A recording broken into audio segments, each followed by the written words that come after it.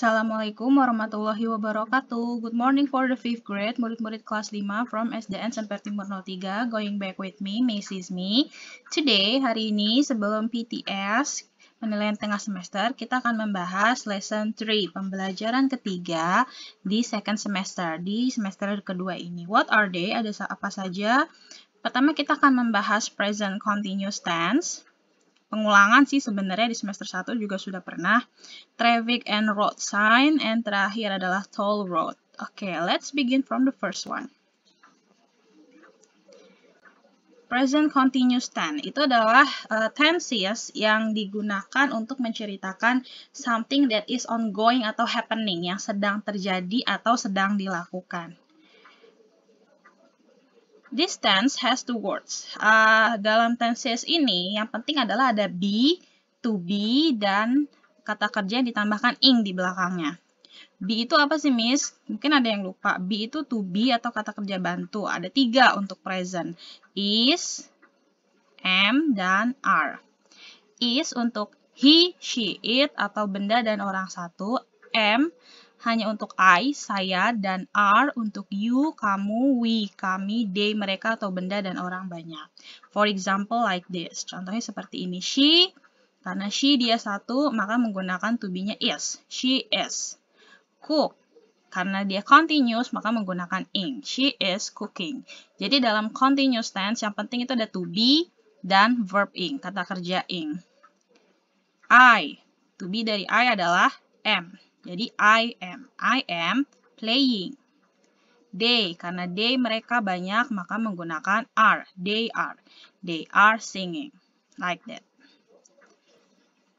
You can see it. You can see this. Nah, he, she, it menggunakan is, I menggunakan am, you, we, they menggunakan are. Selama ada to be, maka kata kerjanya harus verb ing.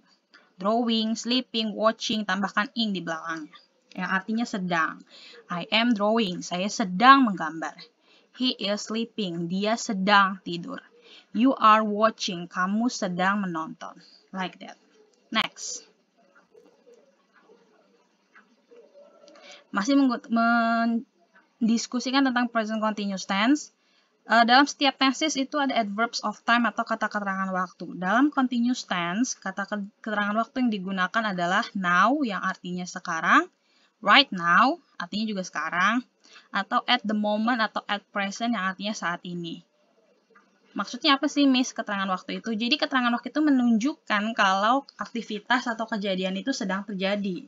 Jika dalam kalimat ada kata now, right now, at the moment, atau at present, maka itu kejadiannya sedang ongoing, sedang terjadi. For example, like this. Misalnya ada soal seperti ini. Mrs. Puput, blank, blank, blank, some newspaper right now. Karena ada kata right now yang artinya sekarang, maka kita harus menggunakan continuous tense, verb ing. Tapi verb ing di sini ada 2, is reading sama reading aja. Kamu lihat dalam kalimat sudah ada to be belum? Karena belum, so the answer is C, is reading. Kecuali dalam kalimat sudah ada to be is-nya, maka kamu tinggal pilih reading saja. Paham? Jadi dalam continuous tense harus ada to be dan harus ada verb ing. Next topic. Nah, dalam menggunakan present continuous tense, bentuk-bentuk kalimat kan ada yang affirmative, kalimat positif, negatif, kalimat yang menyatakan tidak, dan kalimat interrogatif atau tanya. Lalu bagaimana perubahan-perubahan dalam ketiga kalimat tersebut? Misal contohnya seperti ini. Adul is taking a shower. Adul sedang mandi. Maka formulanya atau rumusnya adalah S. S itu subjek ya. Bisa jadi orang, bisa jadi benda, atau makhluk hidup lain. Lalu gunakan to be, is, am, atau are. Di sini karena adulnya 1, maka menggunakan is. Verb ing. Verb ing-nya apa ini di sini? Taking. Jadi untuk kalimat positif yang penting ada subjek, to be, dan verb ing. Lalu bagaimana jika kalimatnya negatif? Yang menyatakan tidak. Adul is not taking a shower. Adul tidak sedang mandi. Maka kamu tinggal tambahkan not di tengah-tengah antara to be dan verb ing. Jadi rumusnya seperti ini. Subjek, is atau am atau are, tambahkan not dan tetap verb ing. Jadi not diletakkan di antara subjek, di antara to be, dan verb ing. Bagaimana jika kalimatnya tanya? Apakah Adul sedang mandi? Is-nya atau to be-nya pindahkan ke depan. Is Adul taking a shower? Maka formulanya menjadi seperti ini. Is, am, atau are-nya di depan, lalu subjek, dan tetap verb ing. Ingat, dalam continuous tense tidak ada perubahan kata kerja. Semuanya tetap verb ing. Understand? Next. Kita akan membahas traffic sign. Traffic signs atau rambu-rambu lalu lintas itu terbagi dalam berbagai macam jenis. Yang pertama akan kita bahas adalah warning signs atau rambu peringatan. Ada apa aja? Sebenarnya ada banyak, misalkan rangkum beberapa. Nah, jika ada tanda seperti ini, itu artinya road narrows ahead. Atau jalan di depan menyempit. Bisa jadi dari yang tadinya lebar, jadi lebih sempit. Lalu ada, nah, jika ada yang berkelok-kelok seperti ini, itu artinya curves. Atau jalan yang kamu lalui berkelok-kelok, tidak lurus. Misalnya di perbukitan. Lalu jika ada gambar orang sedang megang skop seperti ini, itu artinya road works atau ada perbaikan jalan. Jadi harus hati-hati, jangan kencang-kencang. Lalu jika tanda seperti ini apa, Miss? It means ada bumps atau jalan di depan tidak rata. Lalu stop yang artinya jelas berhenti. Lalu jika ada tanda seperti ini, berarti di situ ada crossing atau penyeberangan. Nah, kalau ada panah dua dengan arah yang berlawanan, itu artinya two ways. Jalan yang kamu lalui ada dua jalur. Jadi hati-hati, jangan sampai kamu nyalip, lalu membahayakan lajur yang berlawanan. Of course, ini adalah tanda traffic lights atau lampu lalu lintas. Red yang artinya berhenti, yellow yang artinya be careful atau hati-hati, dan green yang artinya go straight, silahkan jalan. Nah, jika ada gambar mobil lalu ada garis-garis seperti ini, it means slippery road. Jalan yang kamu lalui itu kemungkinan licin. Bisa jadi karena dekat dengan sungai yang mudah meluap. Dalam warning sign, jika kamu perhatikan tadi semua warnanya adalah yellow. Yang artinya peringatan. Lalu traffic signs berikutnya adalah prohibitory atau larangan. Dalam kalimat dalam tanda larangan yang artinya tidak membolehkan kamu perhatikan nih. Kalau tadi kan warnanya yellow semua. Ini artinya no turning left, tidak boleh belok kiri. Dan lawannya adalah no turning right, tidak boleh belok kanan. Kalau ada tanda seperti ini, artinya no turning around, tidak boleh putar balik. It means, kalau ada strip di antara lingkaran merah ini artinya no entering, tidak boleh masuk. Jika ada gambar motorcycle lalu dicoret, itu artinya motorcycles prohibited, motorcycle dilarang. Ada gambar orang yang dicoret, itu berarti pedestrian prohibited, pejalan kaki dilarang. Tanda P dicoret, it means no parking, tidak boleh parkir. Tanda S dicoret, it means stopping prohibited, tidak boleh berhenti. Ada angka, lalu dicoret, itu artinya maximum speed limit. Batas kecepatan maksimumnya itu 80, jadi tidak boleh melebihi ini. Kalau tadi si warning signs warnanya yellow, kalau prohibitory warnanya adalah red, lalu ada coretan di tengah. Next. Mandatory signs. Mandatory itu artinya wajib, tanda yang wajib dipatuhi. Oke, misal seperti ini. Turn left, belok kiri. Turn right, belok kanan. Jika ada panah 3 seperti ini memutar, itu artinya runabout atau bundaran atau putaran. Lalu go left artinya ke kiri.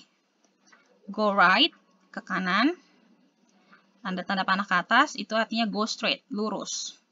Lalu ada tanda bis, bus lane, itu artinya jalur bis, artinya kendaraan lain tidak boleh melintas di situ.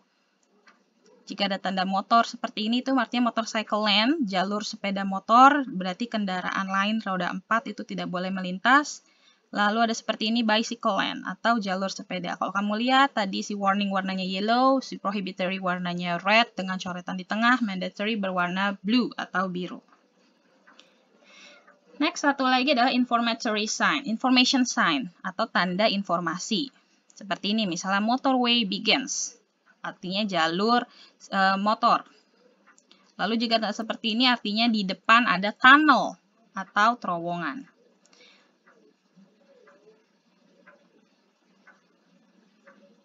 Tunnel ends. Oh, sorry. Ini harusnya dicoret tunnel ends. Lalu tanda seperti ini dead end yang artinya jalan buntu.